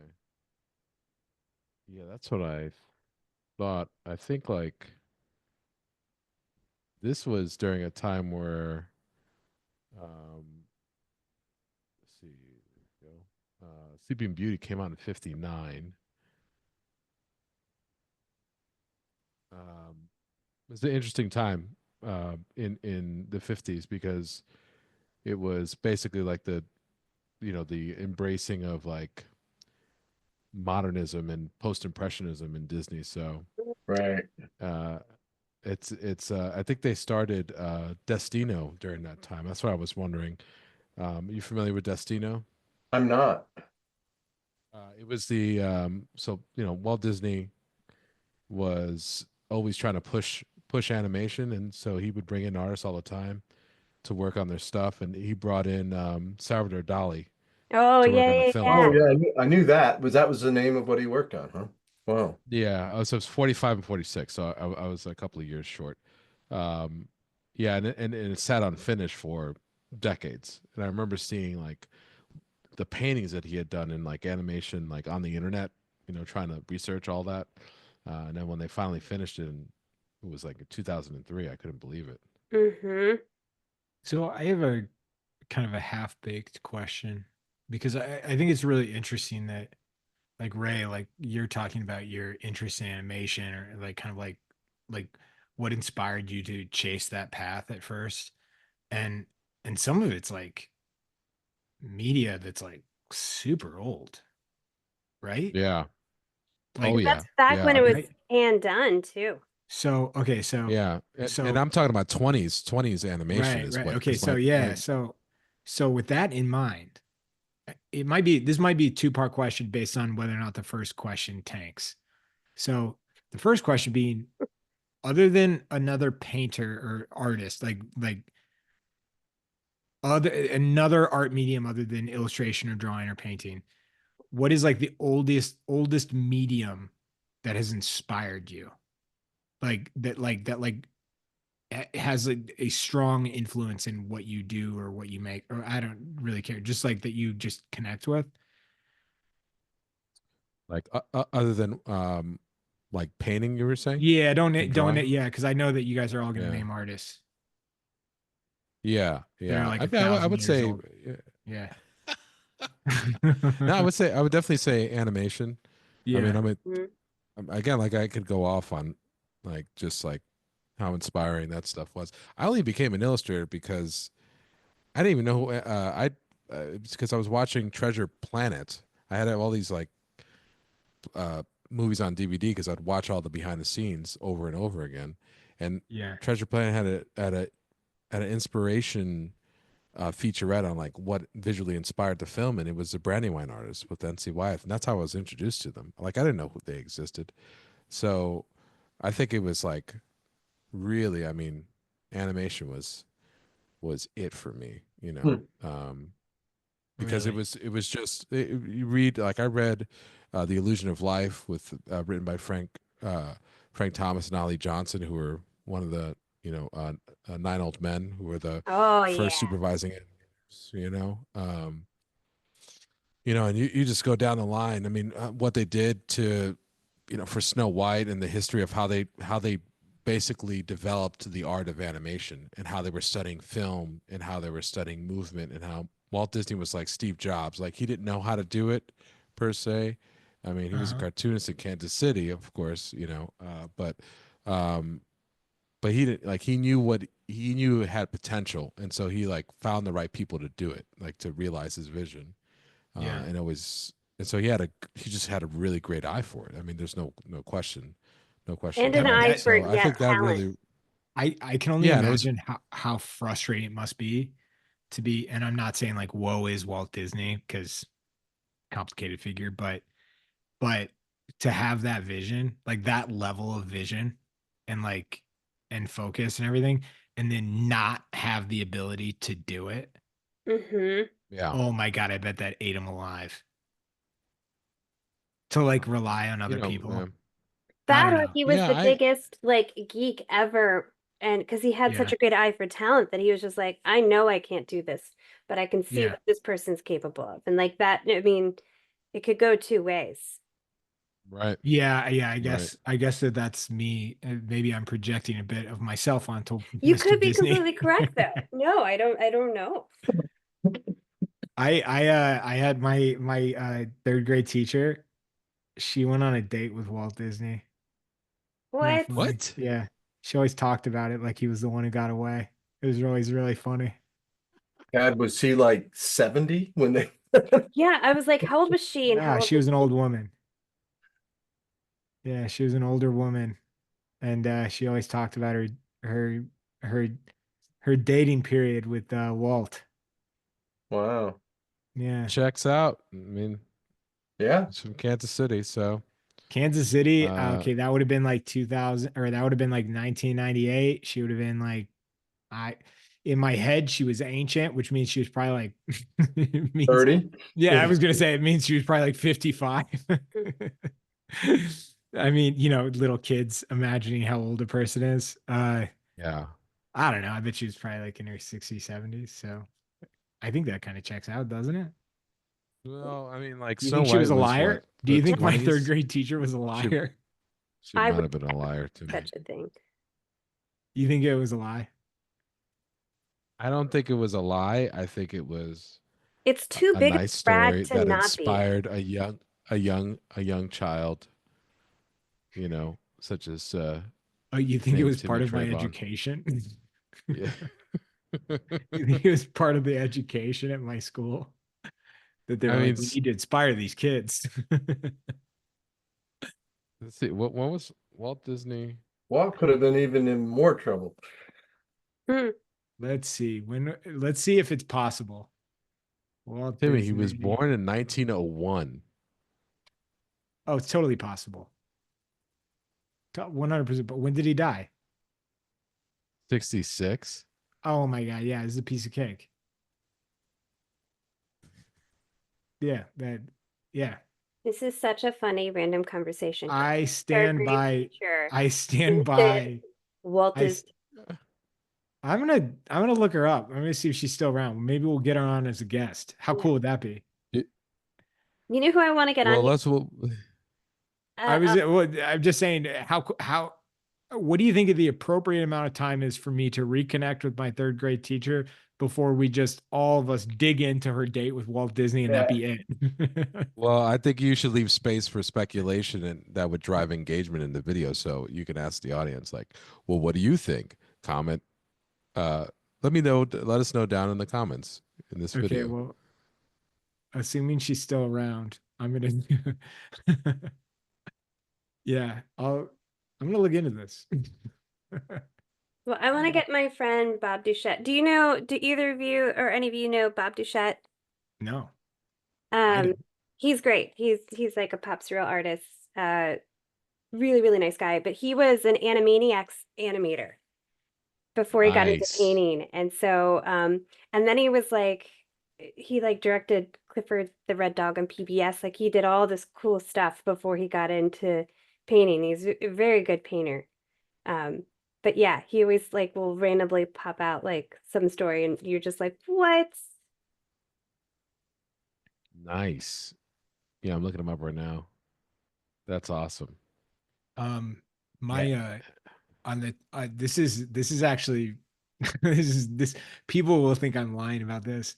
So my grandmother was and I know this because I've done quite a bit of research on my genealogy for my Italian citizenship. She is from Jamestown, New York, and my entire childhood, she always talked about going to grade school and being best friends with because Lucille Jamestown, Ball. New York, Lucille Ball. Yeah, What? yeah. She had nothing nice to say about the lady. What? But my grandma had nothing nice to say about many people. So it Well, checks to be out. fair, in defense of your grandmother, Lucille Yeah. Ball is historically has never had anything nice to say about Jamestown. So maybe, you Okay. know, Well, my grandmother, because my entire interaction with her was me as a little child, right? My grandmother, because we were watching I Love Lucy, right? Like as kids, we're watching I Love Lucy before we would go to school because it was like on TV Land or something. Hmm. And my grandmother would describe Lucille Ball in ways that you should not talk to children. What an education little Timmy had at a young age. Yeah, yeah, exactly. Like where you're like, you should not be describing this. Is this But Mary? then she'd be other like, thing is, my best friend from Jamestown. But then do you want to know what she's really like, Timmy? You'd be like, okay. yeah, sounds like I can have more ice cream, Grandma. Yeah, yeah, no. So This was That's great. Mary? yeah, Mary Triscari. Yeah, yeah, yeah. I'm Jamestown. proud of you, Well, Timmy. a lot of my family's from Jamestown. So, Nice. anyways, yeah. I find it funny that I knew your grandmother. Does it sound? Does it Yeah. sound like her? Yeah, yeah. My dad, my dad said during their career of her being a partner at Trayvon Printing, he had to fire her like 6 times. Yeah. He used to say that all the time. I gotta fire my mom. Yeah, he said he had to meet with somebody that was having a tough time. They were looking for advice on like their company was going through a hard time. They're gonna have to fire someone. They're like, I don't know how to do it. It's my friend. I don't want to fire my friend. He was like, dude, we have nothing in common. I've like had to fire my mom 4 times. And not because the company couldn't withstand having her employed. It was because they weren't getting along. James, She would answer the phone. hey, She would answer the phone for clients and she'd go, what do you want? amazing. Yeah. Yeah, it's amazing. It's amazing. It's still a business, right? Yeah. What do I you just want? pictured And Annie Potts and Ghostbusters. What do you want? she'd say, What do you what do you want? want? And then this is one that I actually personally heard. They would ask for my dad. They'd say, I'd like to speak with Tim. And she'd go, I don't know where he is. He never tells me where he is. Yeah. Yeah. So then she'd get fired and she'd come back a couple months later. Yeah. Oh, that's great. Yeah. It's like I classic I Tony yeah. Soprano, Tony Soprano and his mom to the T. Well, I hope that's a tradition in Trayvon Printing that still exists today.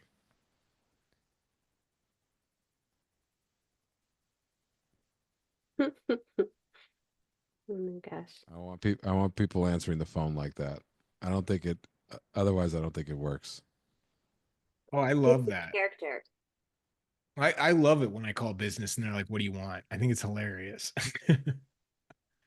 it's it's what it's what every business should aspire to be able to do someday, right? Yeah. To To get just away be with. to just be like, whatever, deal with me. It's Yeah. like my dad used to was really obsessed with the like leather arts of like saddlery and like cowboy boots because he was like, he wanted to be a cowboy. And there is this old man, I think he was like in his 90s that wanted or he would do cowboy boots, right? And so you would like get on a list for him to like make these cowboy boots, which is amazing to like be able to like still make custom boots, like to be able to like maintain that business. Like when you talk about like businesses that are like for the most part like totally gone, like custom shoe wear, right? Mm. Yeah. And Like you can't be bad at it. oh no, you can't be These bad at days. all. Right. And my dad like got on a list for these boots, and the guy was like, "You got to send me a pair of your favorite boots, and I'm gonna use those to like mimic their shape and feel." Right, which is such a devilish game to play because you're giving away your best boots. Right. Right, it's wild. So my dad does this, right, and then he's like, "I will have you your boots in 5 years." Oh my This God. is 5 amazing, years. amazing, right? This guy's 90. So it's like say goodbye to those boots, right? Yeah, they're And gone. and and my dad passes away in this time, and then just randomly we get a pair of boots like a couple of years after my dad passed away. Yeah, No. it's so funny. Wow. And You then outlived your dad.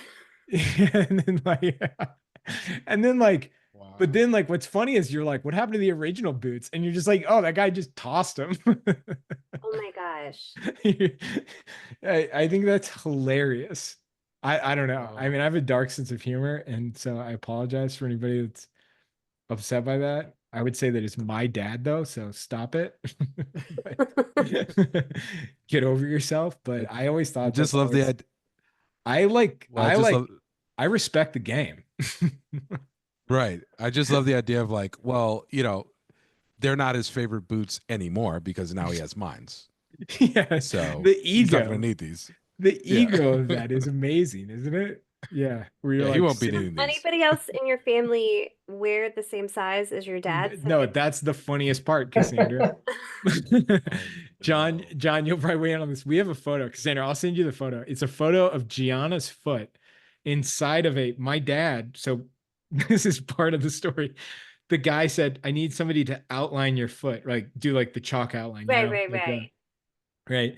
And so they did. My mom did it, and my dad's foot is insane. It is it is unlike any other foot. It is a Bigfoot foot. If you were in the wild and you saw an imprint of my dad's foot, you'd be like, we got to get out of here. this is not this is not a safe space, right? And there's a photo of Gianna, my wife's foot, inside of that outline, and it's hysterical. It looks like a Wow. scene out of Jurassic Park where like people step into the Oh T-Rex's my footprint. gosh. Yeah. So no, these boots are worthless.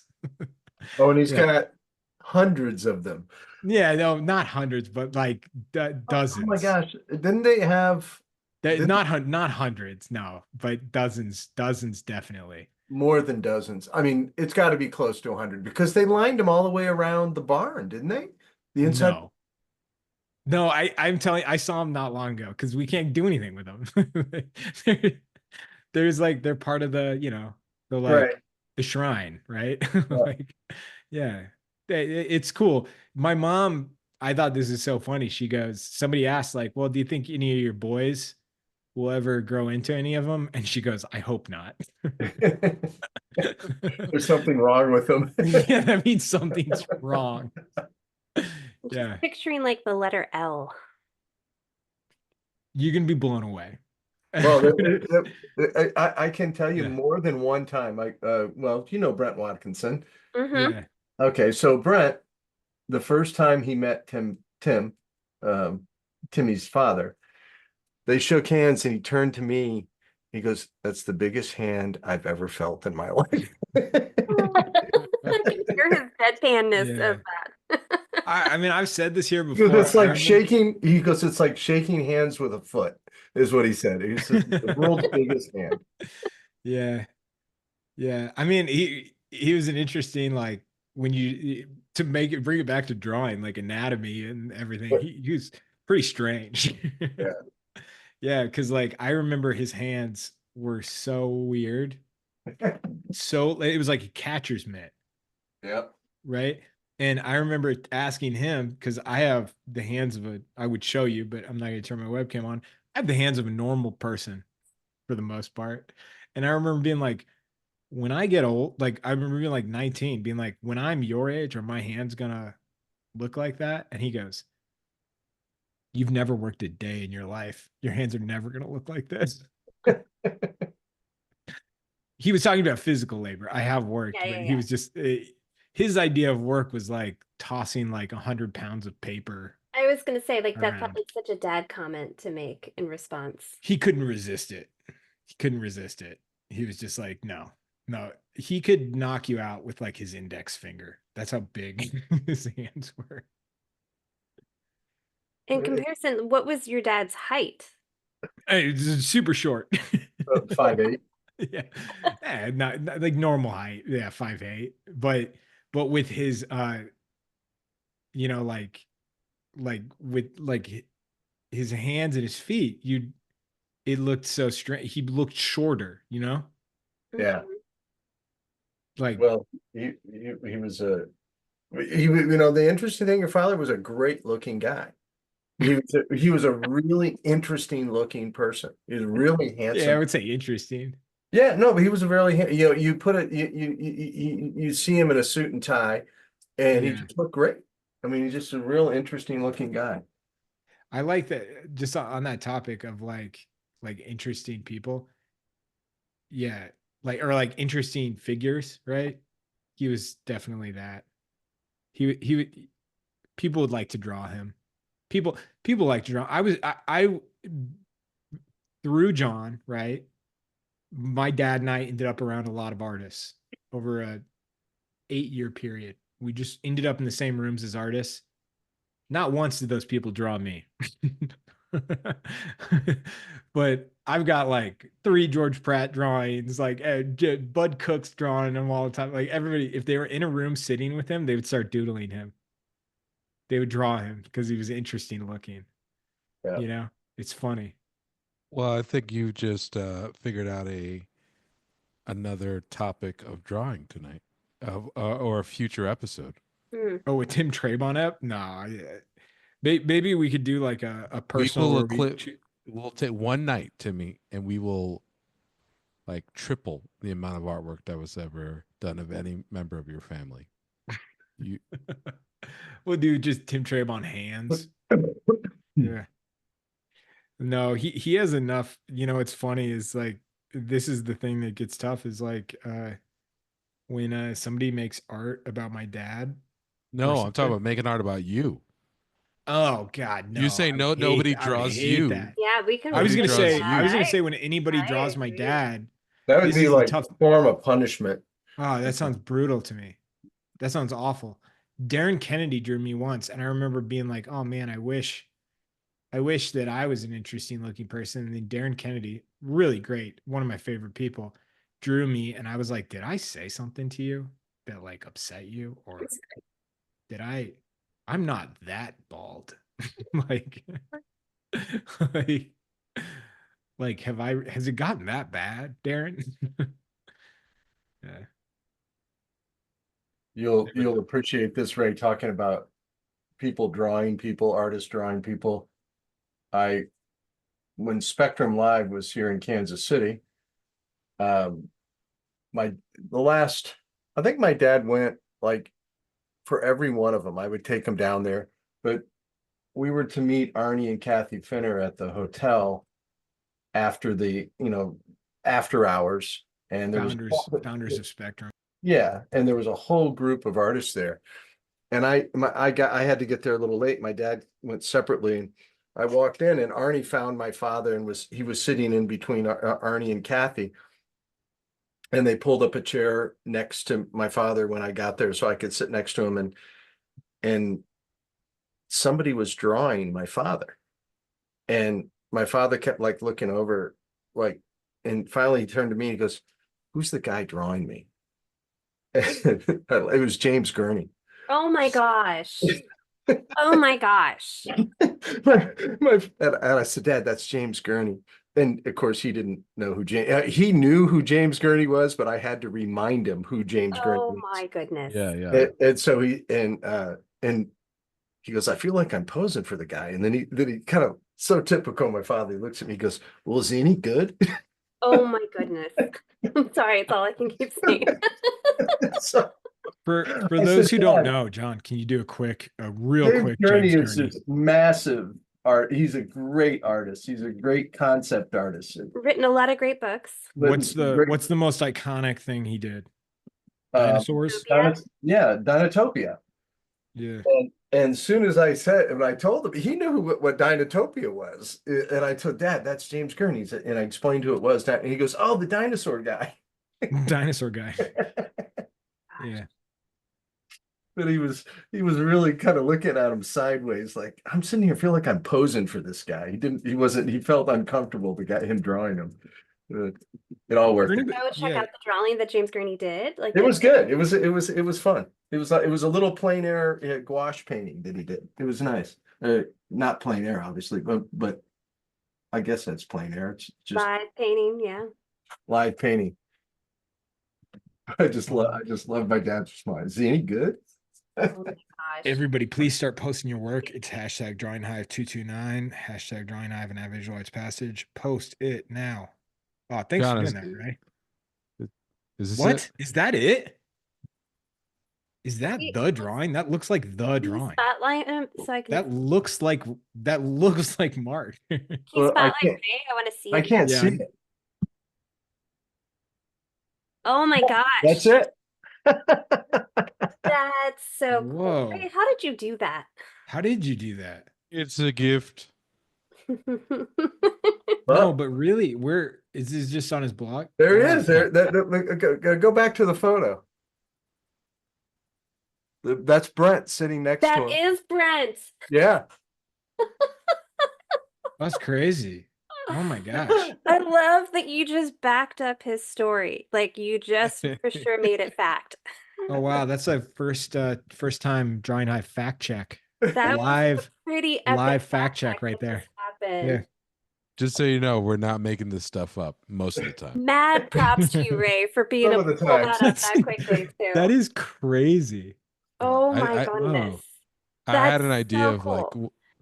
That he I- captured Mark so well and he gave him dot eyes. It looks like him. Yeah. Wow. That is so cool. yep. I'll let you know. I'll let you into a secret of how I figured it out. I just Googled James Gurney Mark English painting. Yeah, but still, that's Still, good. you get credit. You did it. You got it. I up did there. it. I would have never thought. I that- didn't even think that it would be online. that it Yeah, got so in- I would have assumed he- it never got indexed. Yeah. Oh, okay. So like, I did know like a Gurney Journey. He does this all the time. Like he's painted other artists or he's drawn them. Right. When he goes to like conventions and things like that. So I was like, oh, I've never seen the one with Mark English, but I'm sure I can find it. So That was cool. that Thanks, is true. Ray. No, my pleasure. Oh, and I found that Rembrandt that I was talking about that he did when he was. I checked it. He was 26. Oh, cool. Somebody had a fun fact that in Allentown, PA, they discovered they had a Rembrandt and didn't realize it. Oh, that's a cool piece. Can you pull it back up, Ray? What a jaunty mustache he Wow. had. He is proud of that mustache. Yeah. Cool. That is And this beautiful. this right here is just like you can almost see the original drawing because the paint's thinned Yeah. down so much. You could just see where he had outlined Can it. let me spotlight that real quick. That's a before beautiful piece. Never mind. Wow. I told people to start posting, right? Yeah. Yes, you Okay, did. cool. But you can tell them again so we can see all their awesome work. Please start posting, please. There's some really awesome stuff. I love that reference from Gladiator of mezcal. It's awesome. Yeah. Oh, so, Ray wasn't in here when I said that earlier. When I saw that reference of mezcal, it reminded me immediately of Donato. Oh yeah, yeah, Doesn't it feel that way, That, Ray? yeah.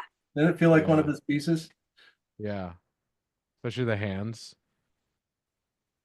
Just the, part that and just the busyness of it, You know, I was gonna paint that one, but I was mad at my other Wizard of Oz witch. I didn't paint green skin well, so I wanted a redemption of green skin, and that's what this is. Well, Let you me did an see. incredible, Okay, just incredible painting. spotlight their work. I want to I'm see. working on it. I'm doing it. Can we get somebody to spotlight Cassandra here? You guys are, yeah, all right, all right. Whatever the talent wants. Jump, Timmy, jump. Yeah. Oh, that's great. It's awesome. Yeah. Love it. I just needed to prove to myself I could paint green skin. You can do green. Well, Do you agree? I failed on the last one. I wanted it to be better. Well, I've said this recently in class. Green's hard. That's interesting because I mean, like, there was quite a bit of conversation about like how much work went into choosing the green Yeah, for well, and the like film. Well, think what about what just happens with my doing kid? Oh, go ahead, Cassandra. Go ahead. doing her makeup and it not completely flattening out all her features. Like the Mhm. way they handled it is they still did the warm tones, which you need to do with the face. Like this is your warm Really? tone area, the ears across the nose and into the eyes. So they Mhm. warmed it up with yellows.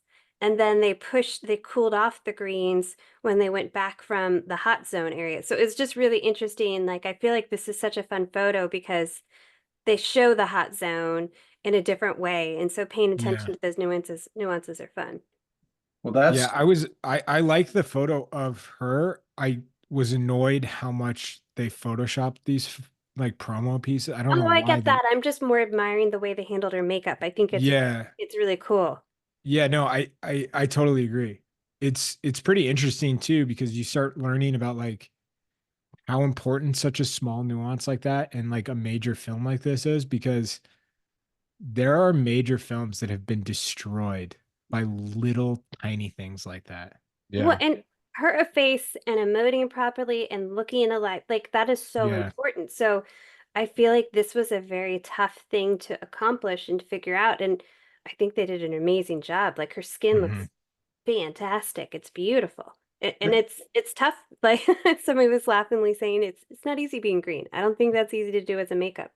No, and like you can't. There would be no way to use the exact makeup from the original uh, Wizard of Oz without like killing the actress. Like, Right? Any of the Yeah. makeup. yeah, because like the green had like all these like crazy like had copper, Oh, like it it had like definitely It had was super it toxic. was flammable. It was flammable. She caught on fire. The Like, original just stay away from flames. the original Tin Man was Buddy Hackett. Buddy Epson, Or Buddy Epson, sorry. He ended up in the hospital because they used powdered aluminum. And right? he Really killed him. Oh my yeah, he almost God. died from being the Tin Man. I was just gonna say, almost guaranteed, like everything had lead in it. And so like they were like, you're not getting well enough fast enough, so they replaced him. Oh my Oh God. yeah, that was Yep. the the golden era Like of this just running a snow, machine studio where you're just Most like, people we don't make know who Buddy Epson is. He's Jed Clampett. If you don't yeah, it's know Jed Clampett from the Beverly Beverly Hillbillies. Hillbillies. But Yeah. like the snow scene with the poppies, that is straight up asbestos that they Yeah. rained down upon them. Can you believe that? For fun thing for anybody, so I got this from my mother-in-law this week. She was in town for Thanksgiving. Um, I follow a guy on Instagram who all he does is he goes into thrift stores and buys mid-century. Basically, he has a flashlight and a dropper that he can drop a chemical on like old dishware, Oh and yeah, yeah, yeah. you can use the flashlight and see if it has Like you lead rain. in it. Like Oh wow. if it tests positive for lead. and then he buys it and destroys it, right?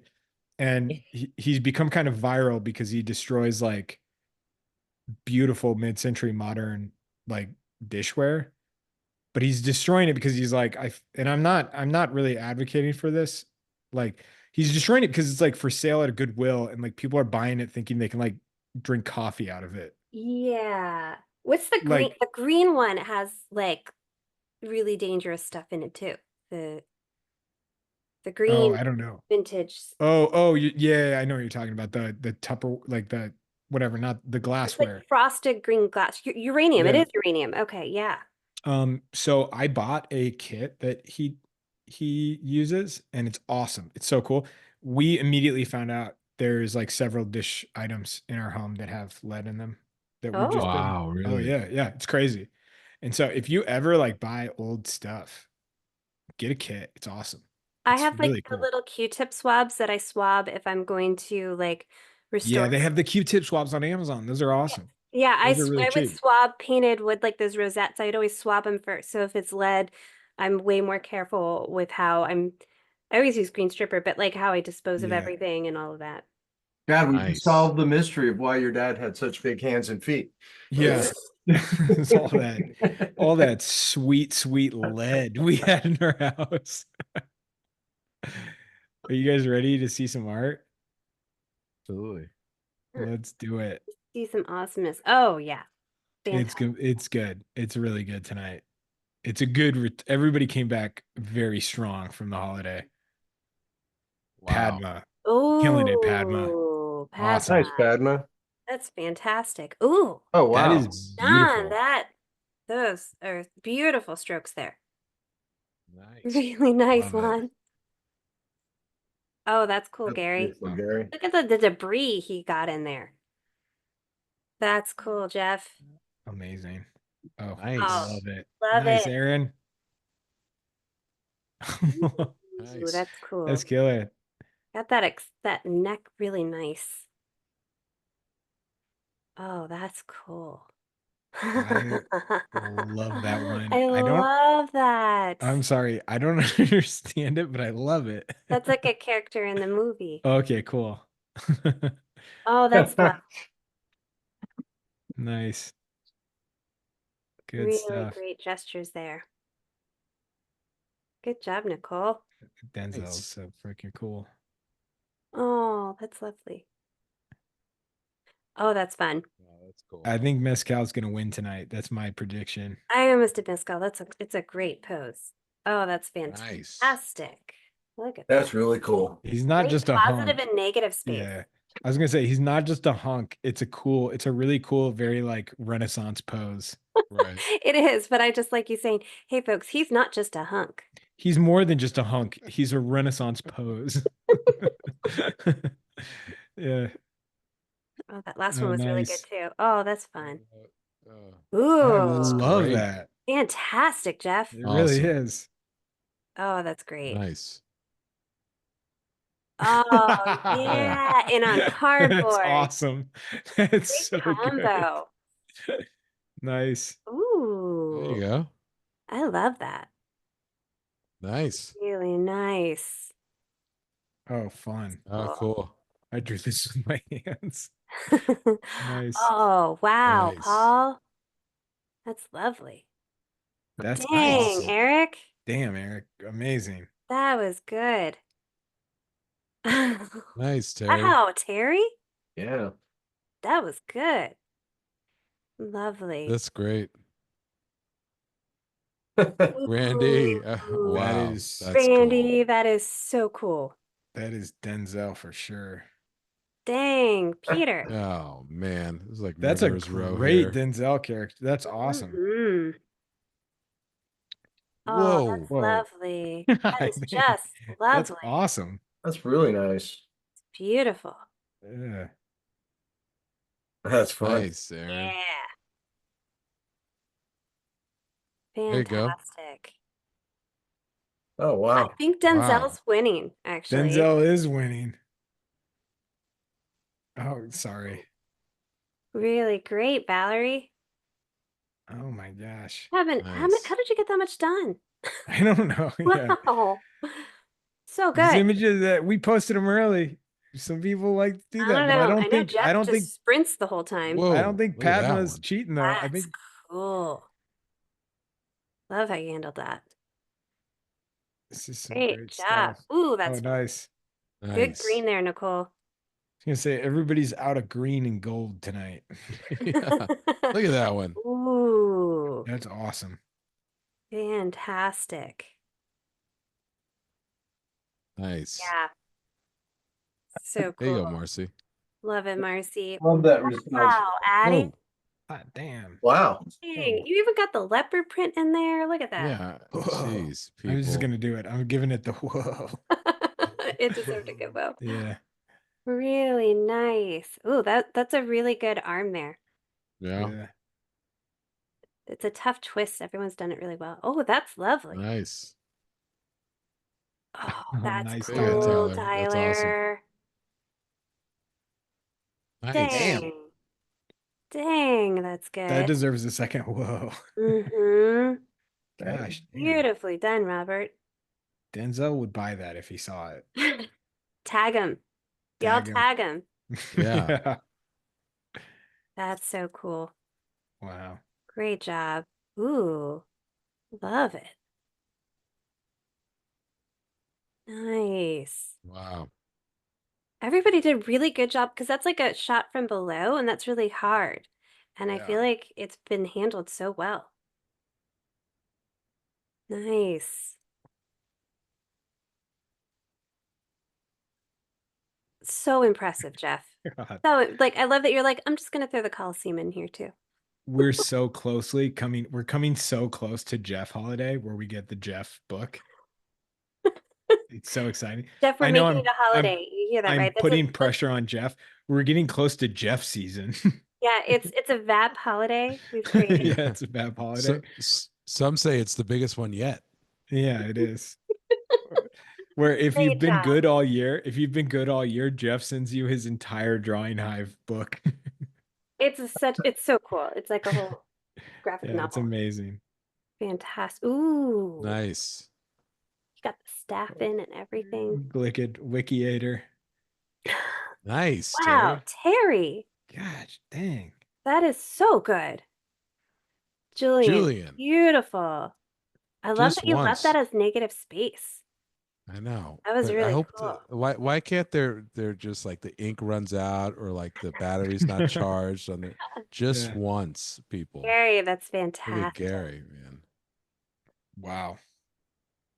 I love Oh, that's Eric. cool. Eric, Love you it. got so much done. Oh, that's a great one to end on. Also, Eric, all-star VAP student. Yeah. What a great night. John, send me your drawing. I'll finish the hands tomorrow. Yes. I'm finishing up the hand right now. Yeah. You don't have to do it. Don't worry. Don't worry. I got it. No, everybody, that was a really fun night. We're back from holidays.